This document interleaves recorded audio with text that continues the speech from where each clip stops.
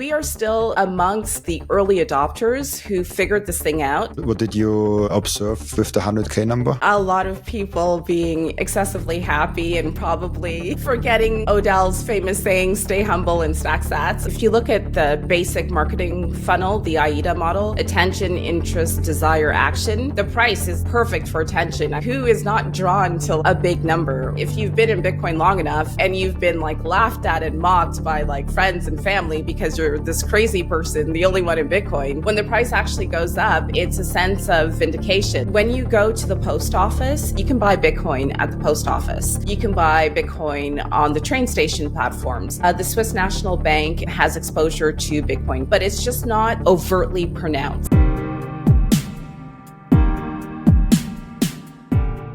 I was, drawn to Bitcoin because of what it meant with respect to central banking and personal freedom, like real financial freedom and sovereignty and stuff. So I naturally gravitate towards that. But I have to say that since this whole resurgence of, a fork in Bitcoin with BlackRock, I reread the block size wars. And so the sort of the psychology aspect of things and how people behave in groups and how they interpret Bitcoin, that also interests me. Love that. I think we can directly jump into with BlackRock and the psychology behind that and a possible fork that is always discussed. I personally hope and don't think so that it will happen, but it's a possibility. How do you see that? Is that something that actually is in your mind? Was like maybe BlackRock actually tries to do something with, I don't know, widen the block space, widen the supply or something like that? Well, so I'm not Larry Fink. I don't work for BlackRock. I've met people who work for BlackRock, but I don't know what, firstly, the incentive would be. And I actually got into a back and forth with a guy on Twitter who will come on the podcast. And amongst the 21 questions, I will ask him questions about like Bitcoin XT, Bitcoin Unlimited, all of these proposals that came during the quote unquote block size wars. But I don't know what their incentive would be. And so let's say they do have a legitimate incentive. What are the resources required in order to, firstly, so make the fork happen? That's not too difficult, but to actually maintain this. So one person was saying it would be like a proof of stake fork as opposed to proof of work. Okay, so you don't need all of the mining infrastructure in place because it would be a staking model. I guess they would just sort of copy paste what Ethereum has. I don't know that much about Ethereum. I stopped paying attention to it a long time ago, but I would just, my biggest thing would be, why would they want a fork?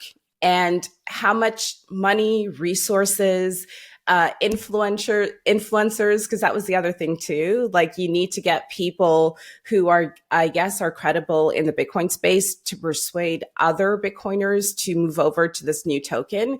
And then I'm like, but any Bitcoiner who runs a node is not going to go over to proof of stake. Like, you know what I mean? There may be an in-between. There may be a sense of holding the tokens just to see what happens because most of us are curious. And I guess there's more of a sort of pragmatic or scientific approach, what actually happens with this experiment. But I don't know how that could happen. So.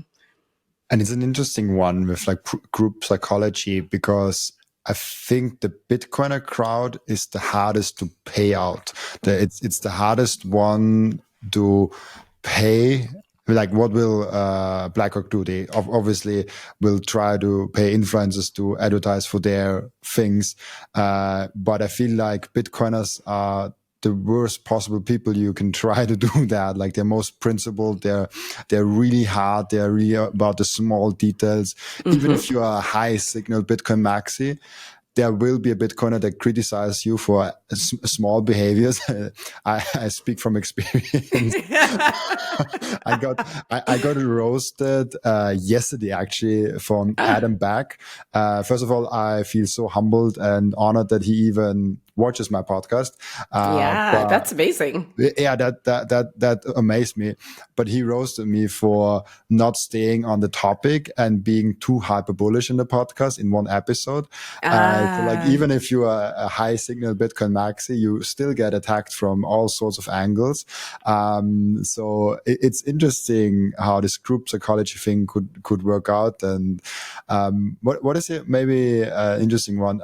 How do you see the group psychology and the Bitcoin crowd, this cyber hornet nest, from your perspective? Well, so I live in Switzerland, and here there is like I used to organize and plan and invite guests to speak at the meetup here in Geneva. And within the group itself, there are a few of us who are like Bitcoin maxis. There are quite a few. I would say, I don't know if this is the proper term. If you see this, don't kill me, but I would say they're more technologists in that they really look at experimentation. And so they will see another chain as an opportunity to learn. Some, if they work specifically and they're remunerated, for a project, they will maybe push that project forward because they have incentive to do so.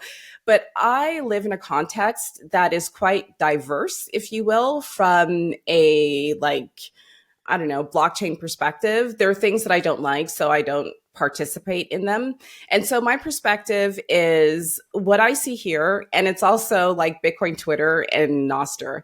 And Bitcoin Twitter is a world within itself where I find that the focus is a lot on price as opposed to anything else. And then I know a few people who run nodes, like one of the first actually, she's a woman that I met within the Bitcoin space, is not active on Twitter. She's been in Bitcoin since like 2015 or 2016. She's very like low key. Like I would call her like a true Bitcoin maximalist. You don't know who she is. She runs her nodes. She helps people in real life. And so I think it's really difficult to get a sense of, you know, what the real group psychology is. There's the Twitter psychology, and then you move over to Nostr, and the psychology is a little bit different. I think a year ago, I started posting more regularly on Instagram because I want, just to promote my podcast, and that psychology is different as well. So it'll be difficult. It's difficult to narrow it down, but I do see a split between people who are like number go up sort of maxis who are really rallying for the price, and people who are really grounded in self-sovereignty. It's also interesting when we look at the different platforms, because I feel like even the same person acts differently when they are on Nostra versus when they are on X versus when they are on YouTube, because the formats are also different. I mean, X and Nostra might be similar from the raw format, but still the content is quite different there, and the speed of it is also quite different there. And the algorithm, definitely, the algorithm is the big thing that is probably different. But I see a lot of different comments on YouTube versus on Twitter. On Twitter, it's way more aggressive or way more short.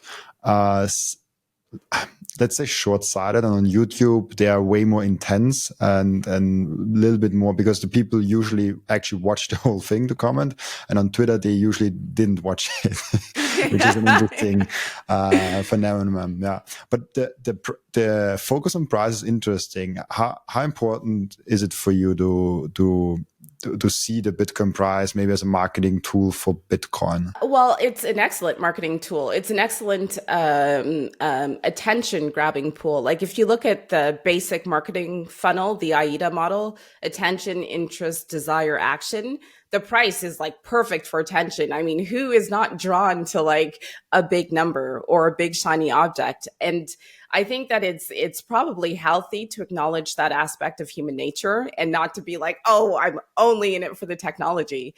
And then from a very pragmatic perspective, if you've been in Bitcoin long enough and you've been saving in Bitcoin long enough, and you've been like laughed at and mocked by like friends and family because you're this crazy person, the only one in Bitcoin, when the price actually goes up, it's a sense of vindication. Like, I think that is a natural feeling that a lot of people have.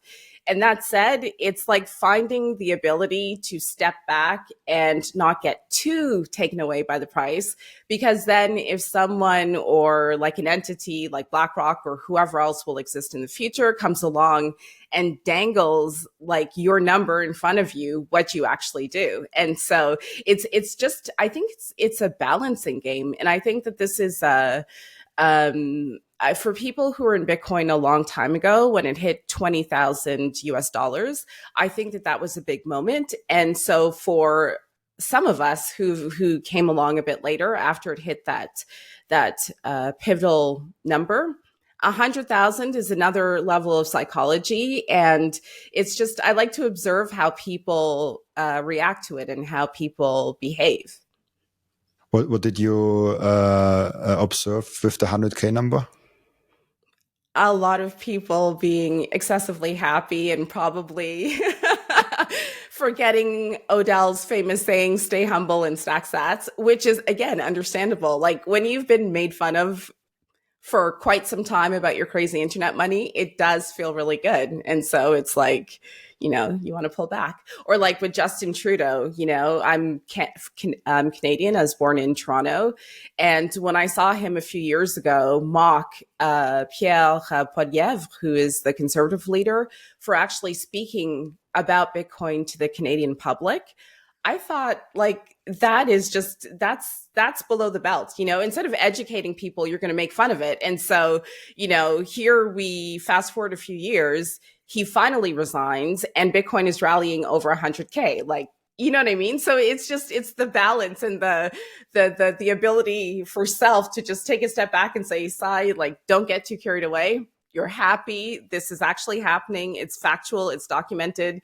And then just go back to like studying and learning. It's interesting how the price can be like a confirmation that we are right, even though the hardcore Bitcoiners are not focused on the price. Exactly. They're like, we don't care about the price, but it still is like a confirmation. It's almost like a scoreboard of how bad the US dollar is doing, because it shows how the US dollar is devaluing against the Bitcoin price. So maybe that's more of the sign of the Bitcoin US dollar price, less on the value of Bitcoin and more on the devaluing of the US dollar. Maybe that's the right way to look at it.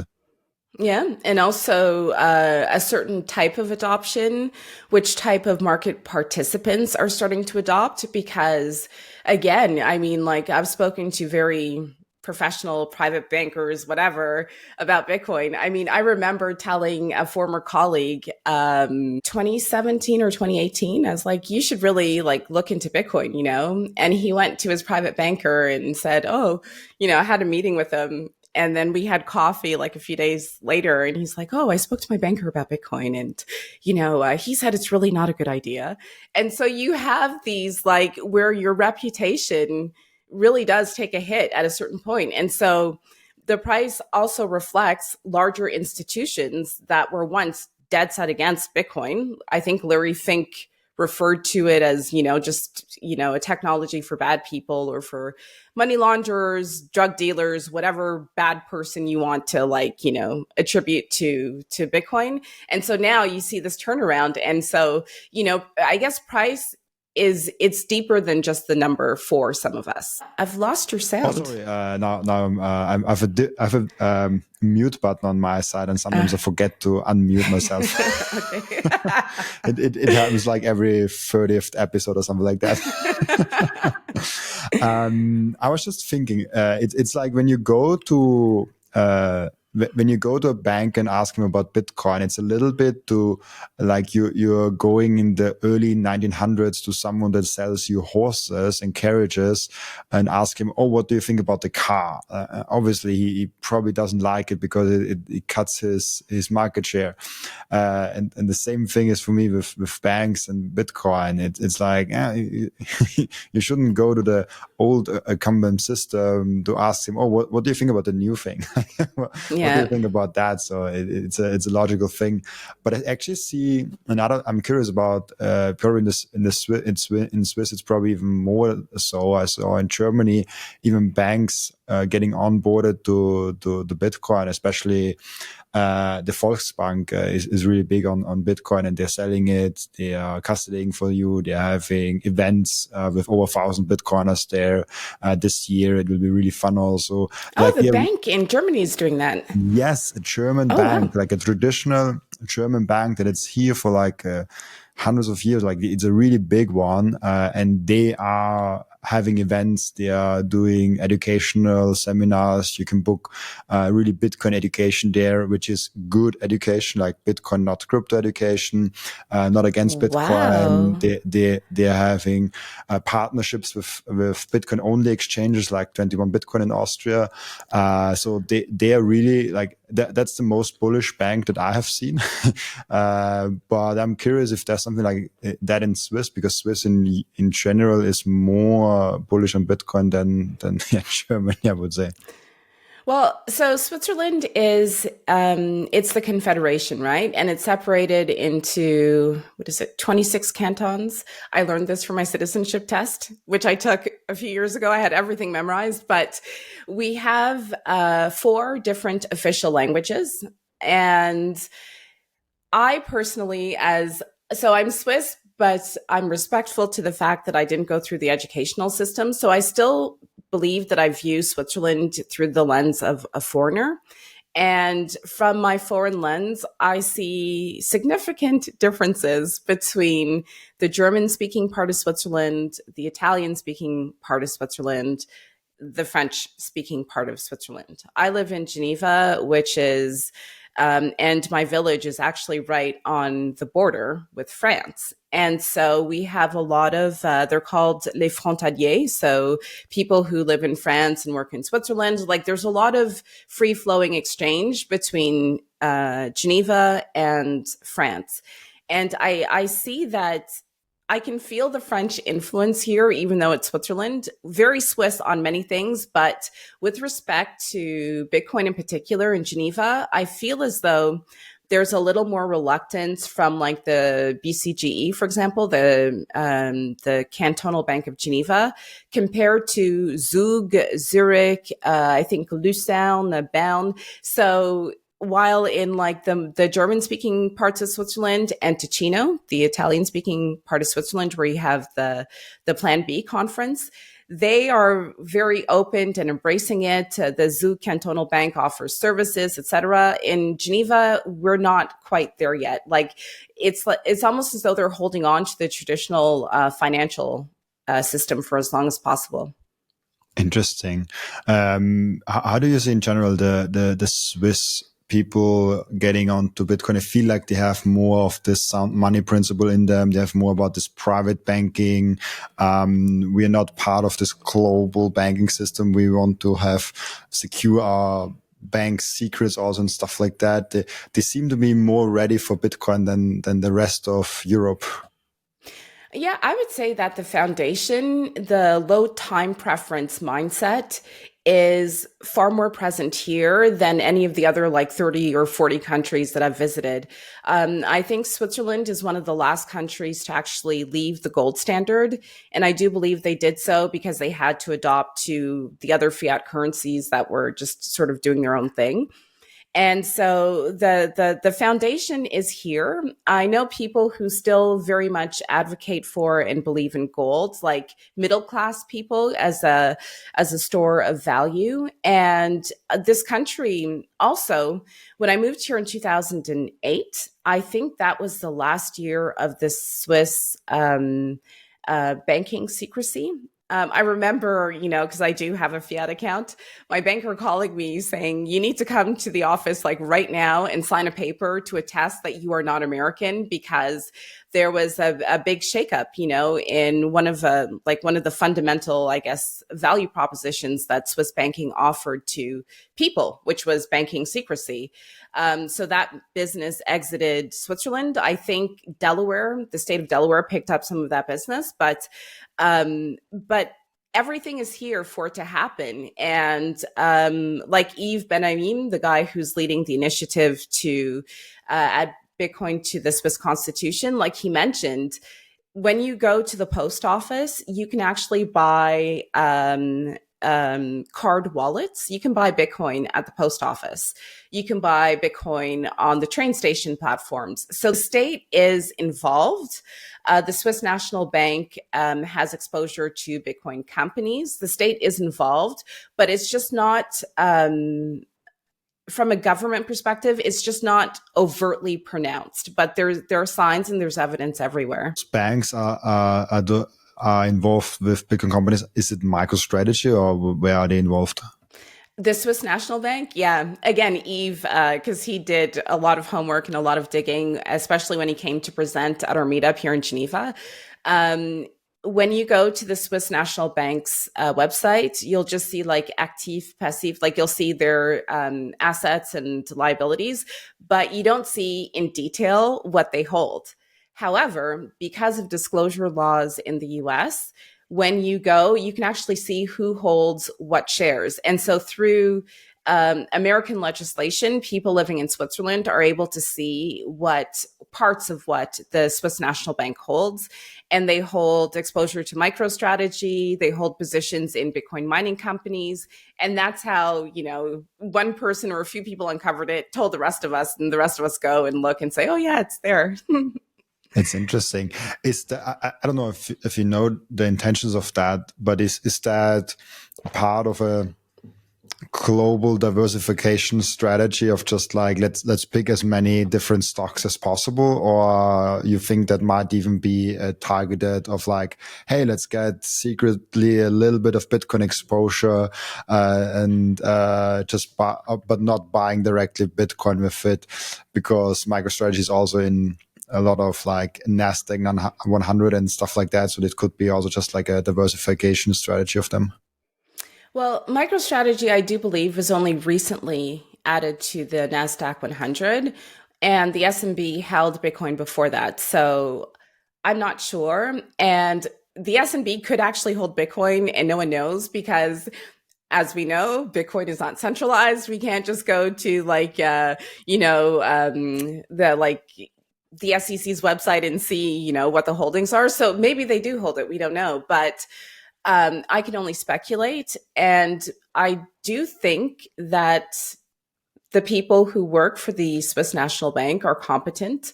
I do think that they have probably inherited that sort of sound money, low time preference legacy that Switzerland holds. And so I would not be surprised if, they, behind closed doors said, this whole fiat thing is not working out so well. We see what happens, or what is happening with our neighbors who use the euro currency. We see what's happening. We saw what happened to Greece. We see that, the French government is seriously in debt. We see all of these things. So maybe if we have a small portion allocated to Bitcoin, it can't hurt. It's not going to move the needle. No one's going to know. Who knows? That's only my speculation. It's interesting. I would love to see the Swiss bank being one of the first ones, the Swiss National Bank being one of the first ones to actually adopt and embrace Bitcoin. It's a natural fit for them, and it would be a good one. But yeah, maybe some other national bank is before that. I want to show you something because of the 100K that we talked before, and maybe a little bit of retail, because I think that's really interesting, at least for me.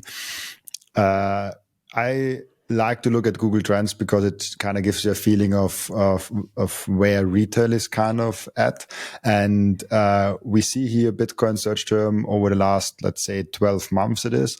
And we do have a significant spike here when Bitcoin reached 100K in that area. I don't know exactly the date, but somewhere along those lines here, it reached 100K. Obviously, there was a spike. But then if we actually zoom out 5 years, this spike looks very small Yeah. compared to the ones that were happening in 2021.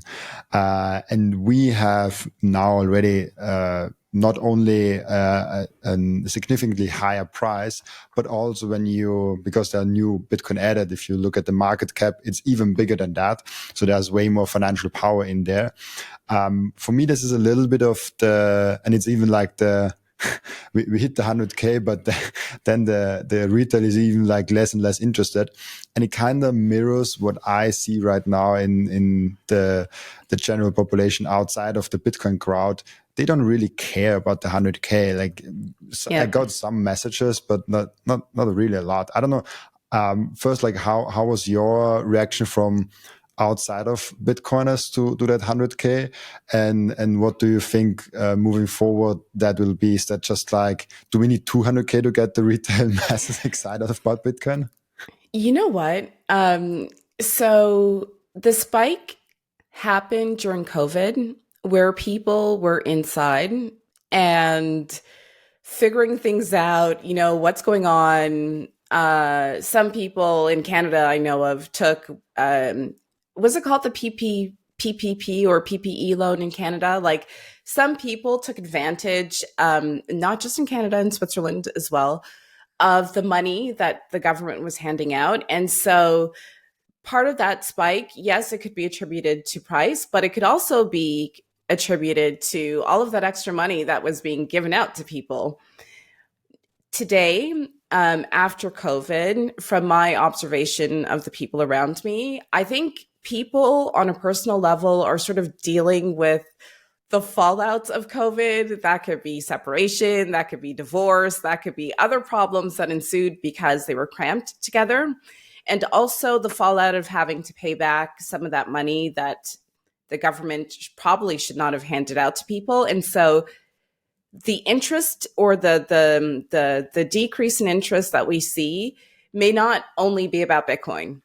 And so I don't know your personal situation, I won't ask, but amongst my peers, we're married, we have kids and stuff, and so real life is in full swing, if you will. And I think that amongst, like, I guess my demographic or my segment could be sort of hindering the interest or the time dedicated to Googling Bitcoin and learning more about Bitcoin.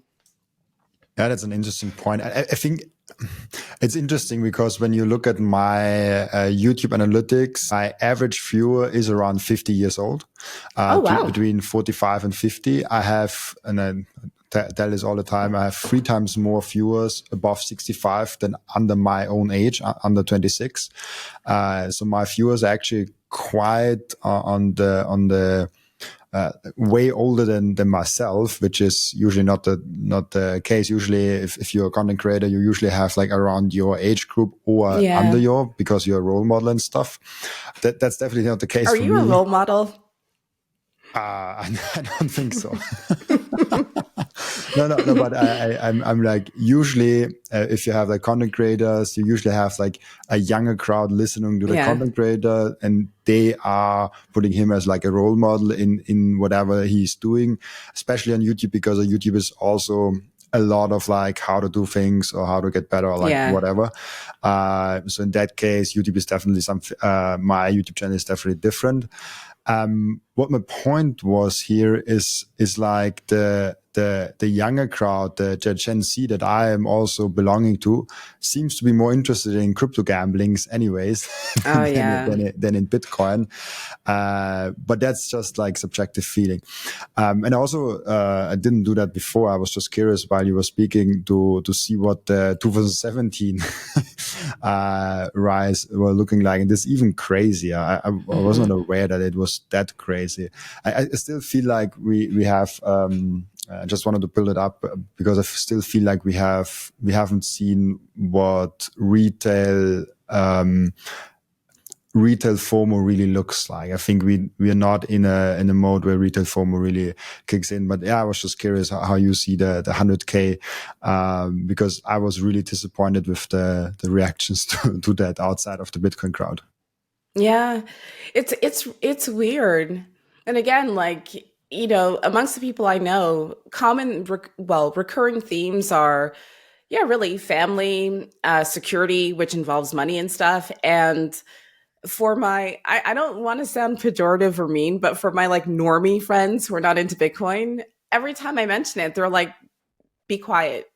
And I'm thinking to myself, like, I mean, the answer, it's right there in front of you. It's right there. And just, I don't know. I don't know. And I've, because I think I've been in this, my wonderful bubble for so long, I don't understand what competes with, with the security aspect, with financial security with respect to Bitcoin. I'm exposed to a lot of things and I just don't understand, what you would rather learn about or where you'd rather invest your money in. I don't get it. I partnered up with Coin Vigilante. This is the most beautiful Bitcoin timepiece that I ever saw created by anyone. Look at that beauty. I love it so much. Coin Vigilante made a perfect Bitcoin watch. That's the perfect, subtle, elegant way to go out there and show that you are a Bitcoiner. And that watch brand is Bitcoin only. And Coin Vigilante just dropped a completely new and amazing Genesis edition of their watch collections. You have the date of the first ever mined Bitcoin block in there, and of course also the block height and which epoch we are currently in. I love the level of detail they put in this masterpiece, and make sure to check out those amazing Coin Vigilante timepieces down in the descriptions. I love those watches so much. If you watch or listen to my podcast on a regular basis, I guess you already bought some Bitcoin. And now the most important step is to keep the Bitcoin. Keep them secure in a hardware wallet. My personal recommendation for hardware wallet is the BitBox. It's super secure. It's simple to set up. It's also a perfect gift for a friend who has still their Bitcoin on an exchange. And you can get a 5% discount with the code Robin at the checkout. Visit bitbox.swiss/Robin to get your BitBox. And the next step is to really level up your sovereignty as an individual. You have to have the most secure self-custody setup. You have to secure your own devices. You have to protect your privacy. You have to set up an inheritance plan. And depending on where you live, you even want to have a plan B, a citizenship where you can move in case something goes really wrong. And through all those steps, the Bitcoin way is guiding you through step by step. And if you visit thebitcoinway.com/partners/Robin, you even get a 30-minute free call to find out how you can level up your sovereignty. Yeah, it's like once you get Bitcoin, it's like, what would I sell it for? It's like, yeah, like, Robin, would you sell it like 200K? And like what for? Like, I don't know what to buy anymore. That's a really good position to be in. Like that's nirvana, when you have like your needs satisfied and you think, I don't know what I would sell this for. I really don't know.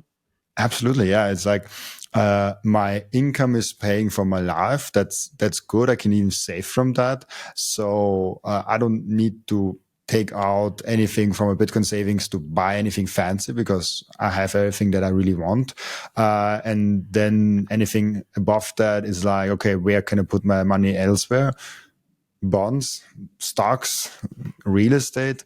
I mean, maybe if like a really small portion of my Bitcoins once buy me my dream house, maybe I'm tempted to work. Like if like 10% of my Bitcoin stack buys me the dream house I ever wanted and I never have to take out credit for that, I might be tempted to do that. But that I think that right now that's far away. But yeah, let's see.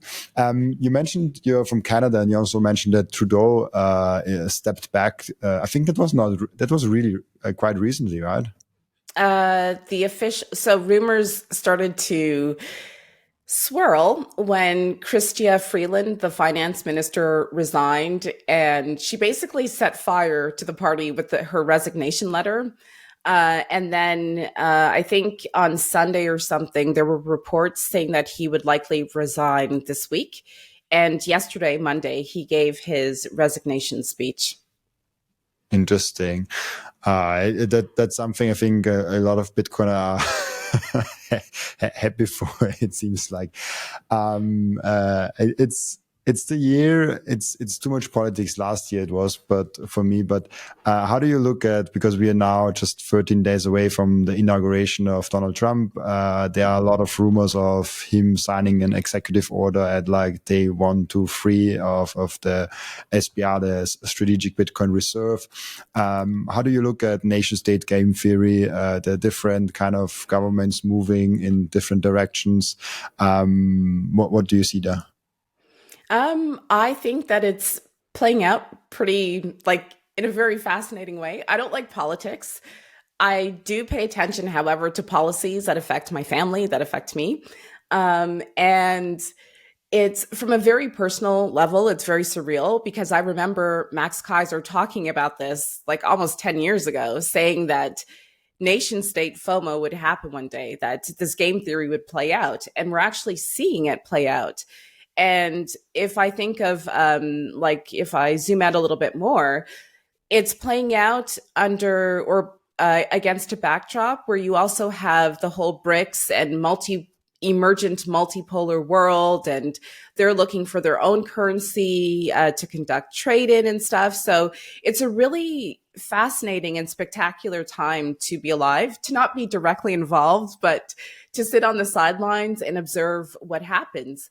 I would really like to see if this SBR, the Strategic Bitcoin Reserve, actually goes through, to see whether Donald Trump will actually, follow through on what he said he will do, and then how things play out. Because I'm not one to sort of get caught up with individual politicians and stuff, because they're human. And as humans, we make mistakes, we're tempted and stuff.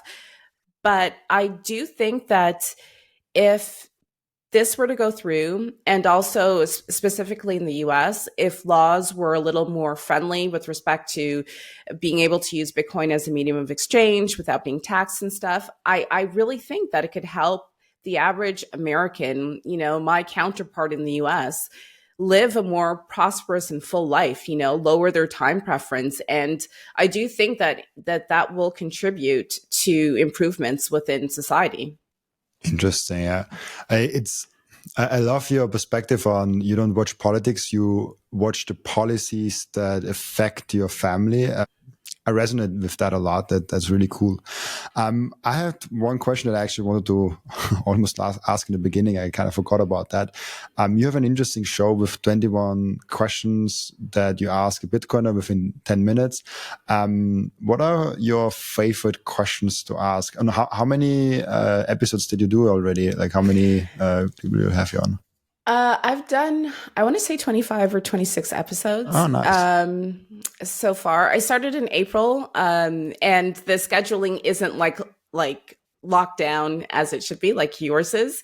And I guess I like the more sort of human questions, because the technical questions, I throw some in there. Like I asked one guy about the Poisson distribution and how it relates to, how long it takes for blocks to be mined and stuff.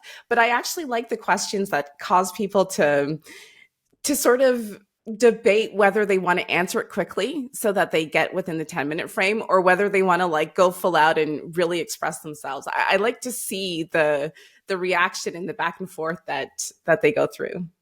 That's amazing. By the way, congratulations with 25 episodes. You are officially now in the top 1% of podcasts. Oh, no way. Really?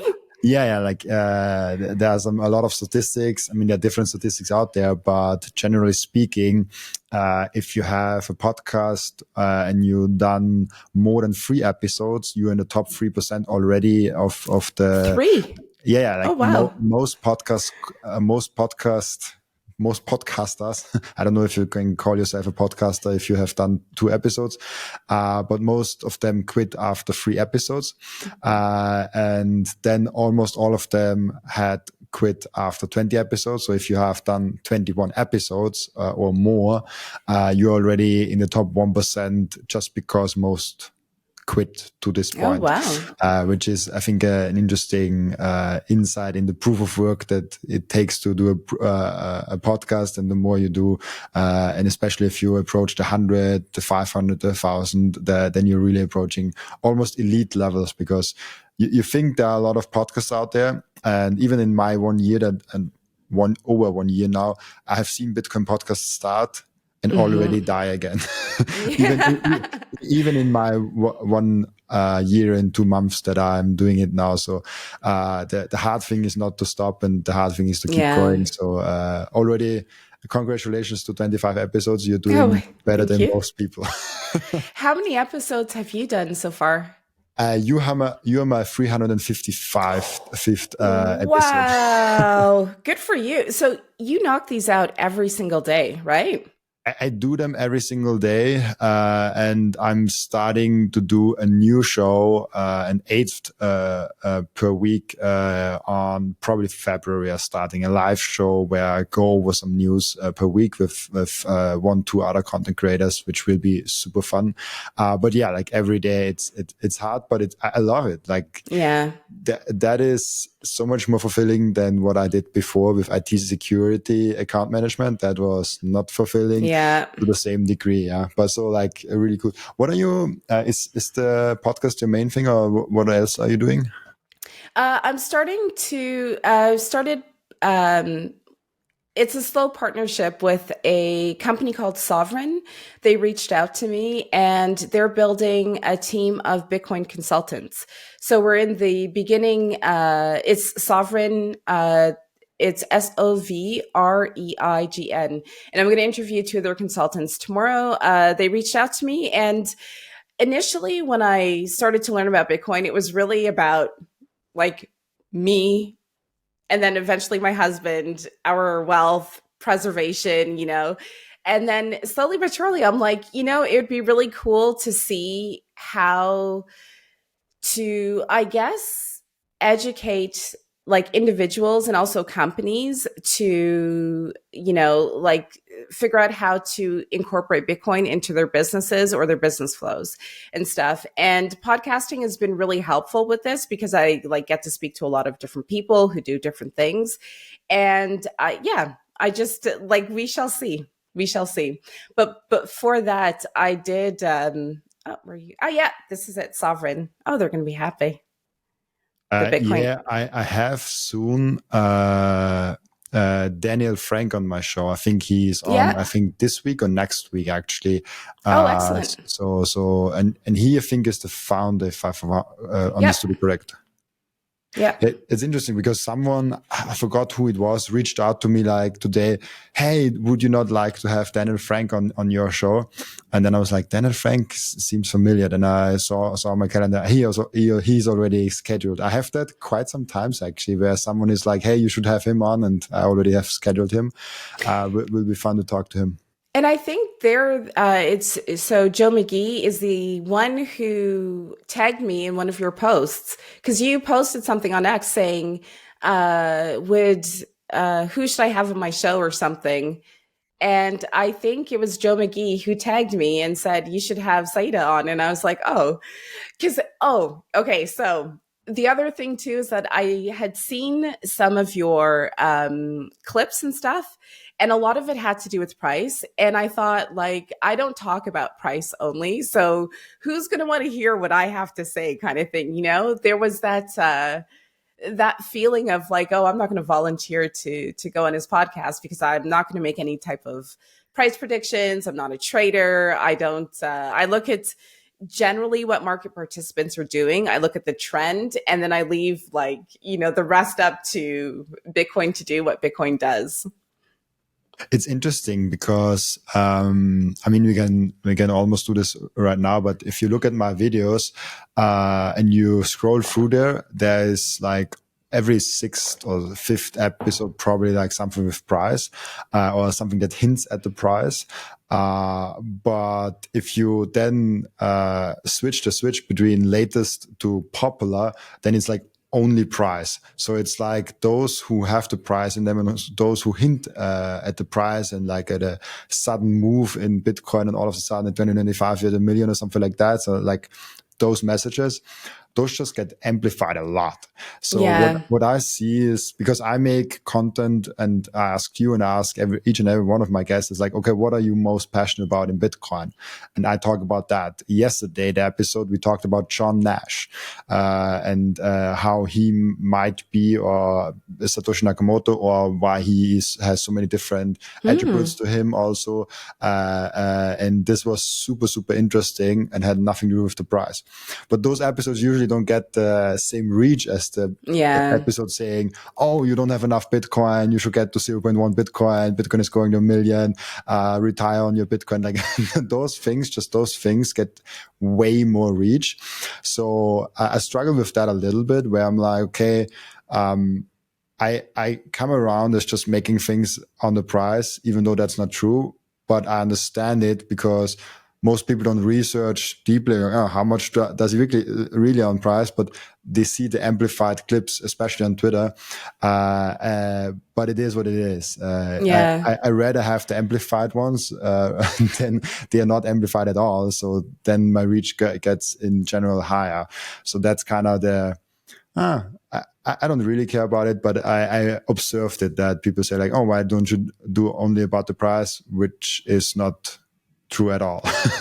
Yeah, it's tough because I think about that, I I don't know. So when did you start to really sort of pay attention to Bitcoin? Was it 2020, it was around the same 2020? time when Seyr also came in the game. So Seyr, Anthony Pompliano, and Seyfedine Moose were the three people that probably orange pilled me the most in the first year, from like 2020 to beginning Okay. of 2021.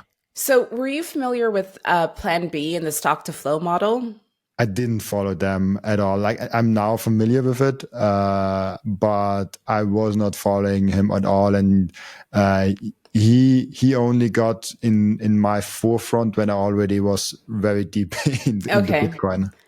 Because that was like a really big deal for, okay, so time is relative in the world of Bitcoin and especially on Bitcoin Twitter, but it felt like that was like a big deal forever. Or a few years ago on What Bitcoin Did, when Peter McCormack was the host, he'd have like Willy Woo on, who is a trader. That's his thing. And actually, I've got like a pass for traders because I know a few traders. That's how they are. That's who they are. They will trade their mothers if they could. Like, it's not about like shit coins or anything. It's just who they are. Like, that's just the way it is. But he'd have like Willy Woo on, who would always talk about price and stuff. And he would talk about like altcoins and stuff. And after a while, I just thought, like, this is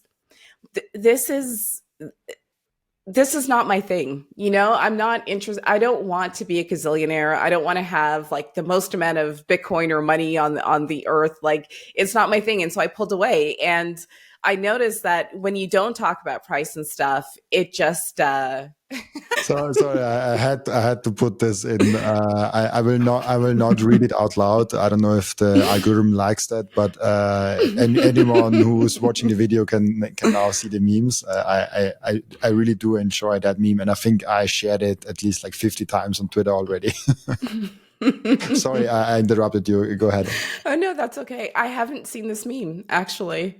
What? You That haven't is seen that meme? no. Wow, that is such a, because I also am like with you. I'm like, buy something that you really enjoy and that you really like Bitcoin, and then provide value for the community, and that's the strategy. That's my trade. I Hmm. buy, provide value, and buy more of it.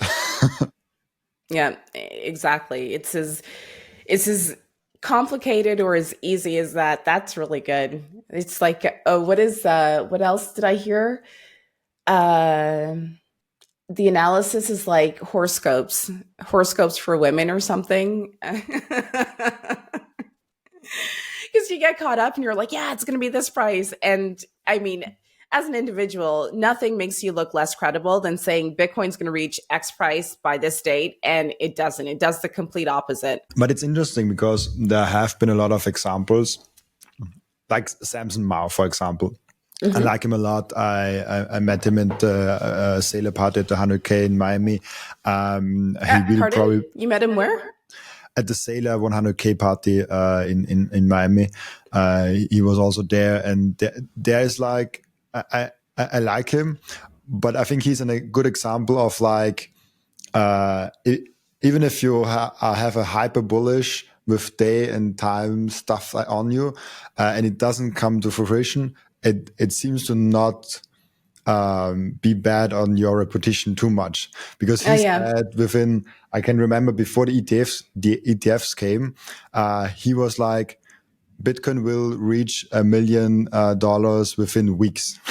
Obviously it didn't. Yeah. But it doesn't seem to be really hindering his reputation, because he is just a hyperbull. I think he's the most bullish Yeah. on Bitcoin ever. So it's interesting for me when you look at. I don't do predictions because it's interesting. I have a lot of guests on that do predictions, so people think I have predictions, but I actually don't. I think we can reach any price this year, but I also think we can reach. We can just go down this year. It's possible. I don't know the future, and I don't trade on it because I just buy Bitcoin. Yeah. But it's an interesting question of like reputation in Bitcoin and what is bad for you and what is good for you. And I think being hyper bullish on Bitcoin seems to be, even if you're wrong, not bad. The thing that is really bad for you, if you are promoting another altcoin, if you're promoting that cancels you within like a day or two. Yeah. Which is highly understandable. I mean, Yes. scarcity like this could only happen once in a lifetime. Who like yeah. Yeah. I don't know. I know people who work on different projects. I appreciate them as individuals. They're very smart. I listen to what they have to say, but I cannot in good faith endorse what they do because yeah, I'm not part of the central planning team. I don't know what the mechanisms are behind it. I have seen so many rug pulls. I've seen people that I've spoken to about Bitcoin go off and reply to some scam coin because they figure it's just like Bitcoin. And if Saidah says Bitcoin's great, therefore this must be great too, and lose like thousands of euros because, I just I it's not that I don't have respect, but I just don't pay attention. Yeah, it's the same for me. The only thing where I get angry if someone uses the good name of Bitcoin to promote their own Yep. shitcoin. That's Yep. something where I'm like, no, that's too much. That's clearly a scam. If you just build something and you're trying to compete in the free market, go ahead. I will not be part of it, Yeah. but that's fine for me. Is there a wish you had some Bitcoin guests on? You're active on Twitter. You have some grasp on the community. Is there some wish you have for the Bitcoin community that the Bitcoin community could improve? Could improve. The community itself or the protocol I or like the community aspect of it. Protocol would also be interesting, but the community itself, like the network of people. not really. You know why? Because this is an example of people just being people and reaching a consensus on certain things when it's necessary. Um honestly, I mean, there's so much going on in my life where if there's something I don't like or I don't appreciate, then I just don't pay attention to it. And I think it's really important to get to that phase because, if someone is just partaking in nonsense and no one pays attention to them, they'll stop really quickly because they're not getting that attention reward. And so, yeah, I don't, I know people complain about like toxic maximalism and whatever. I've been called a few names or I've been like referred to because of the color of my skin and I'm a woman. And I'm just like, really? Like, is that all you have? Like, you have no imagination or creativity. You make me laugh at least, And I think that is like a superpower that comes along with studying Bitcoin, holding Bitcoin, hodling Bitcoin, being like doing your first transaction or spinning up your node for the first time and being scared and sweaty and overcoming it and staying the course, there's a sense of confidence that I don't want to say everyone acquires, but I've personally acquired. And so, yeah, like just do you, be you, and try to be constructive. I guess that would be the advice. Try to be constructive in most things that you do. Wait, you have been attacked because of your skin color and that you're a woman? Someone called me the N word. Oh man. Yeah. And I was like, wow. I mean, okay, if you want to do that, fine. It's just, and you know, I don't even know that this person is a Bitcoiner themselves. And so maybe it's just like some spook infiltrating, trying to like create ruckus or something. I don't know. I can't verify the identity of most of the people that I interact with, but I just think like, I don't know, you have to be unhappy or something to do that. We are living in an age where this amazing creation called Bitcoin has just been like, you know, sort of sprinkled on us. And we are still amongst the early adopters who figured this thing out, who went through all the highs and the lows, and we're still here. And you're going to call someone a name? Like, what's wrong with you? I mean, and it has nothing to do with, you know, a technical subject. It has nothing to do with, you know, a BIP that's in the pipeline. It's just like you just saw an image of me and you called me a name. Like, that's you're maybe you're not really into Bitcoin. Like maybe you're just here to troll freely. And good for you. Do that if that's your thing. But, you know. There's a good and a bad coming from the anonymity of the internet, because people all of a sudden call you stuff and they feel protected because they're anonymous. But I feel like in general, it's still a good thing that we have the possibility to be private on the internet. But it also brings out a bad side of the human beings, I feel like. And I'm sometimes, I stopped interacting with hate comments. Now I started again because it's fun again. I got today a comment. It was some critique about the video thumbnail. Mostly I get critiques on the thumbnails because I try to make the thumbnail and the title so more and more people click it, and then it seems clickbaity. But I have my own definition of clickbait. But it works, yeah. But it works, and for me, clickbait is if you portray something in the title and the thumbnail that is not in the video, which I never do. The sentences that I use and the words that I use in title and thumbnail, I actually said by the guest. That's always my golden rule. So I never do clickbait, but I do. I make it bigger than it is. Like, yeah. that exactly. And one of that got really hard criticized, and it's like such a long comment. So it was really that there was some substance there. And he ended the sentence with, "Stop smelling your own farts."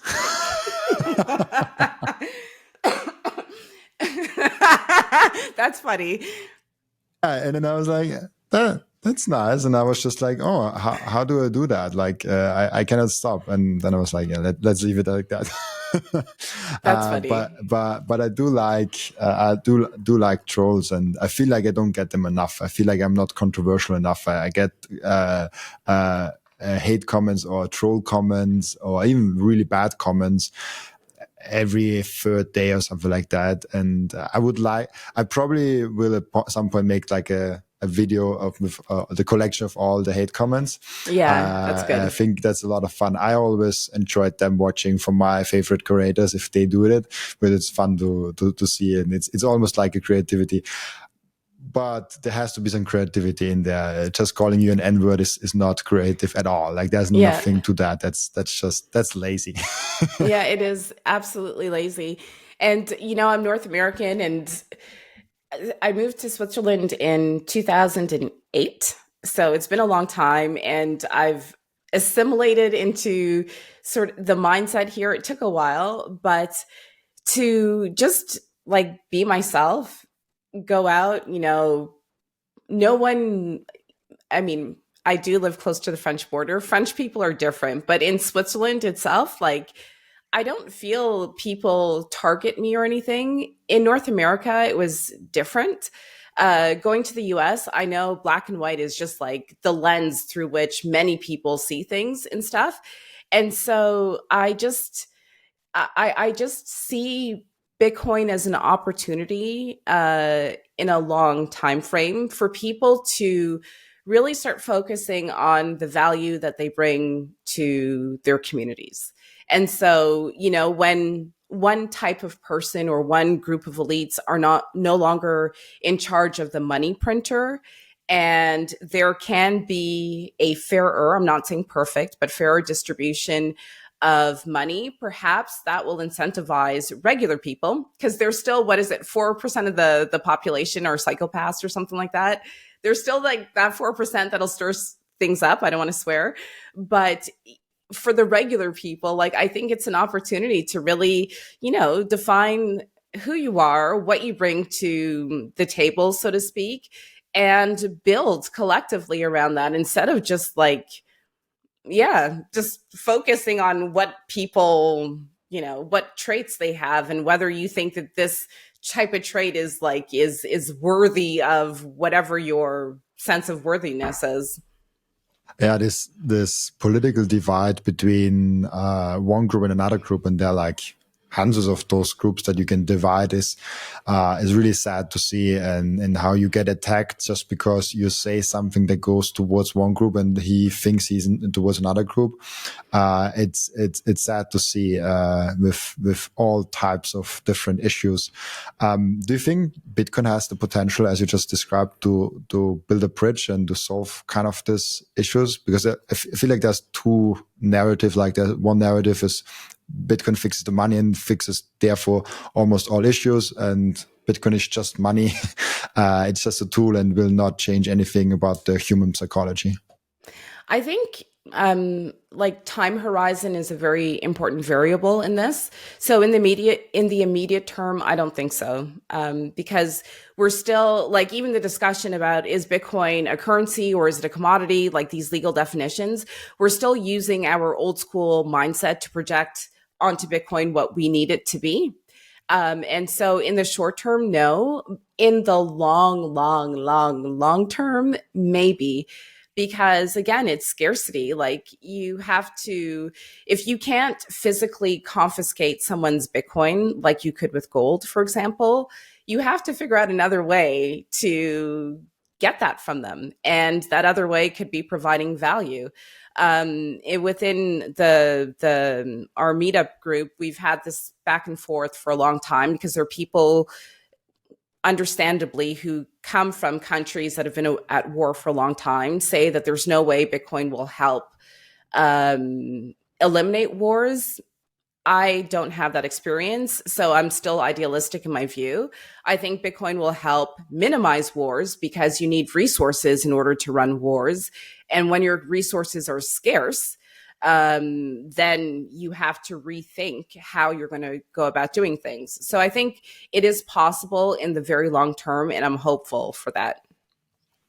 That's great. Yeah, I hope also that happens, and I hope I'm really hopeful to see the future, and I see a lot of great changes the last couple of weeks and months, where I'm like, okay, I do think we live in a great time, and I hope we move in a good direction. At least I'm always too optimistic about the world, so I hope I'm right. Have you always been an optimist? I always been an absolute optimist. Like I always seen the best in people, the best in things. So when I encountered Bitcoin, it was hard because I thought it's a scam, because I was involved in a Bitcoin related scam. Like they used Bitcoin in a scam. So I had this mindset of Bitcoin is a scam. But as soon as I got over that, the optimism in me then kind of understood Bitcoin and was really fast towards let's go all in. And it's for me hard to say no. And I learned this year because of the podcast. There are a lot of opportunities coming my way. Yeah. And for optimists, it's always hard to say no to stuff and to opportunities, because you always want to do it, and you always see the best in everything, which is great and bad. And so yeah, I learned the hard way this year to say no to a lot of things that I also want to do, just because I cannot work more than 60, 70 hours a week. I'm at my limit, and now I'm trying to outsource things. But saying yes and being optimistic about the future, that's always been with me as long as I can remember, at least. Yeah, same. Which helped me build that podcast. Otherwise, it would have not been possible. You have to be highly bullish on yourself and optimistic about your future and Bitcoin and everything, that you even start that. And have the time. That's every day. That's amazing. Congratulations. Oh, thank you so much. Yeah, it goes better and better with time. So the longer you do it, the easier it gets. We have one question that I asked each and every one of my guests. The question is, what can we learn from you besides Bitcoin? Besides Bitcoin? You know what? You can do whatever you feel like doing. So never limit yourself to a particular box or geographical region or profession or anything. Really, if you can see it, you can figure out how to get it done. And I say that because, so my parents are from Trinidad and Tobago. They immigrated to Toronto before I was born. They had me, my sister first, and then me. And they didn't have a lot of money. Like, my life is like divided into so many different sort of chapters.